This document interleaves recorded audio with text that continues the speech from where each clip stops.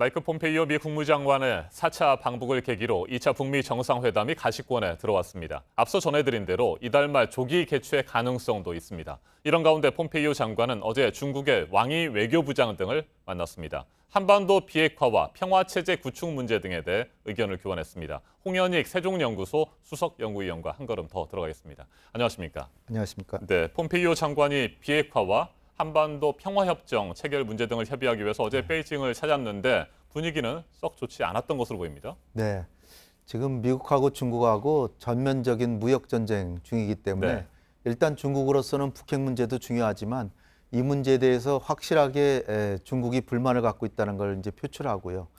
더군다나 미국은 거의 전면전에 나서서 중국이 아주 꺼려하고 있는 대만에 무기를 판매하고 있고, 그다음에 남중국해에서도 자칫하면 군함끼리 충돌할 가능성까지 거의 전방위적으로 지금 부딪히고 있는데요. 그런 상황에서 폼페이오 장관이 이제 뭐 수개월 만에, 그러니까 그 6월 달에 방문하고 처음으로 가는 거죠. 그렇죠. 4개월 만에 갔는데 이러한 그 미국의 전방위적인 대중 공세에 좀 저항하고 있는 그런 모습을 일단 보이면서 북핵 문제가 평화적으로 해결되긴 바라지만 6월 달에는 왕이 외교부장이 뭐라 그랬냐면 우리가 정치적으로 한반도 문제가 해결되도록 건설적인 역할을 하겠다. 그러니까 굉장히 다 순조로운 얘기들이죠. 근데 지금은 북한의 안보 요구와 발전 방향에 대해서 북한의 요구를 들어줘야 되고, 그러니까 북한 편을 드는 거나 마찬가지죠. 거기다가 이제 중국은 중요하고도 독특한 역할을 하겠다 이랬습니다. 그렇죠. 그 얘기는 무역 문제로 이렇게 중국을 괴롭히면서 우리에게 협력을 요구하는 게 말이 되느냐, 이런 식의 얘기를 한 건데요.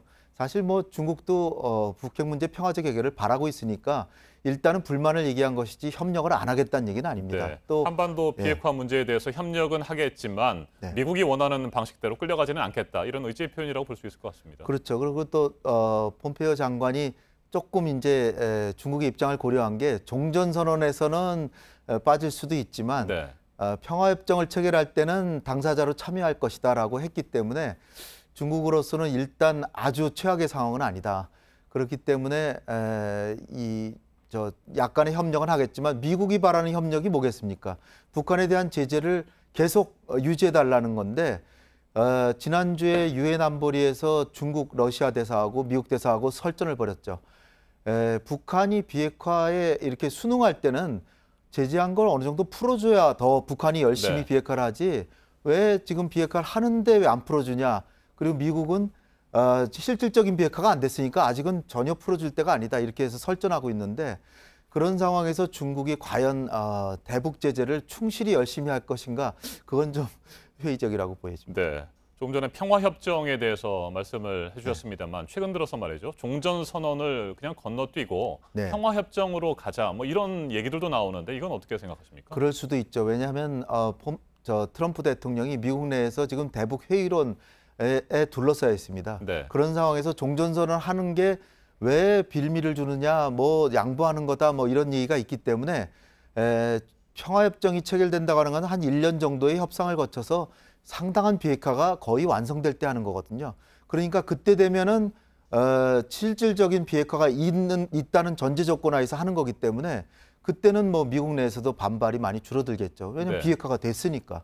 그러니까 특히 남북 간에는 종전선언을 넘어서는 평화협정에 준하는 지금 지금 제도화가 지금 이루어지고 있잖아요. 그런 상황에서 어떻게 보면은 바로 종전선언을 건너뛰고 평화협정으로 가든지, 아니면 북미 간의 평화협정을 종전선언을 서명하든지, 그럴 가능성도 배제할 수가 없습니다. 이 6월 달에도 트럼프 대통령이 6월 12일 이전에 만약에 김정은과 합의가 된다면 종전선언 서명할 수도 있다, 이런 얘기 한 적도 있어요. 그러니까 여러 가지 가능성을 두고 봐야 되겠습니다. 중국이 평화협정에 일정 부분 지분을 가지고 있다고 하는 얘기들이 나오는데 이건 뭐 국제법적으로도 근거가 있는 얘기로 보입니다. 1953년 7월에 정전협정을 체결한 새 당사자가 마크 클라크 유엔군 사령관이 있고, 김일성 북한군 최고 사령관이 있고, 그다음에 퐁더화이 당시에 중공 인민군 지원군 사령관이 있기 때문에 중국이 평화협정에 체결할 수 있다, 이렇게 보는 거고, 그 부분에 대해서도 미국이 인정을 하는 겁니다, 지금. 그렇죠. 사실 정전협정 체결자에 있기 때문에 네. 그 평화협정의 당사자 자격을 부인하기가 어렵죠. 단지 이제 중국이 정식으로 국가가 참여한 게 아니라 의용군이 참여했다. 이런 문제를 들 수는 있지만 그래도 정전협정 체결할 때 직접 했기 때문에 정전협정을 대체하는 거거든요. 평화협정이. 네.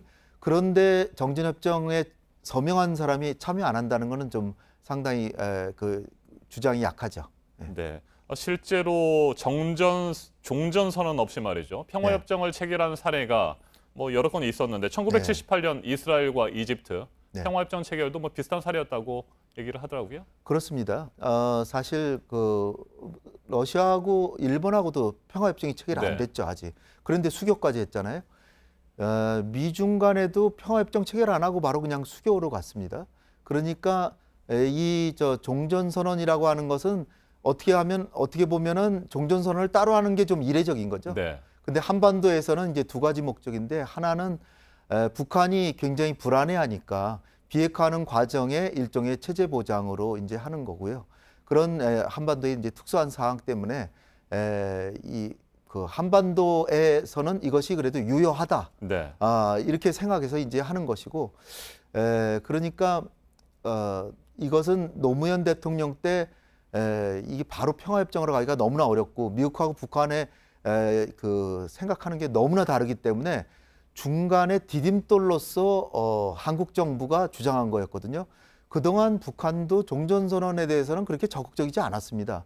그런데 이제 자신들이 정작 비핵화를 하려고 하는데 미국한테 아무것도 신뢰할 것이 없기 네. 때문에 일단 신뢰를 보증받기 위해서 북한이 이제 최근에 들어와서 요구하고 있는 그런 상황이라고 이제 보여집니다. 그러니까 종전선언이 북한이 목을 매달고 있는 게 아니고 자신들의 체제 안전 보장의 최소한의 조치로서 미국의 신뢰를 확인하는 시금석 이걸로써 요구하는 거니까 북한이 종전선언을 안 하면 거기에 목을 매달고 있을 정도로 그렇게 크게 생각하고 있는 건 아니다고 네, 한 가지만 더 질문을 드리겠습니다. 네. 마이크 폼페이오 국무장관이 얘기를 한 것처럼 풍계리 핵실험장이 영구적으로 폐기됐는지를 확인하기 네. 위한 사찰단은 곧 들어갈 것이고요. 네. 동창리 엔진 시험장 있지 않습니까? 네. 이 부분에 대해서도 사찰 검증이 동시에 이루어질 것으로 보십니까? 네, 폼페이오 장관이 이거 못을 박았습니다. 네.